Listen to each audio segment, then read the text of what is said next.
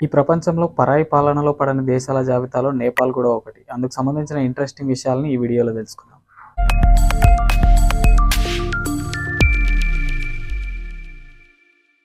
నేపాల్ హిమాలయ పర్వతాల మధ్యలో ఉండే ఒక చిన్న దేశం. ఇది భారతదేశం మరియు చైనా మధ్యలో ఉంటుంది. ఇప్పటిదాకా ఈ ప్రపంచంలో ఎవ్వరూ ఆక్రమించుకోలేని దేశాలలో ఈ నేపాల్ దేశం కూడా ఒకటి. 1814 నుంచి 1816 వరకు బ్రిటిష్ ఈస్ట్ ఇండియా కంపెనీ నేపాల్ను ఆక్రమించడానికి యుద్ధం చేసింది. ఈ యుద్ధం ఆంగ్లో నెపాలీస్ వార్ అనే పేరుతో ప్రసిద్ధి చెందింది. నేపాల్ యోధులు గూర్ఖాలు ఎంతో ధైర్య సాహసాలతో బ్రిటిష్ సైన్యంతో పోరాడారు. చివరికి బ్రిటిష్ వారే గెలిచినప్పటికీ నేపాల్ను పూర్తిగా ఆక్రమించుకోలేకపోయారు. ఈ యుద్ధంలో నేపాలీ యోధుల నినాదం ఒక్కటే, better to die then to be a coward. అంటే పిరికివాడిగా ఉండడం కంటే చనిపోవడమే మేలు అన్నది వాళ్ళ నినాదం.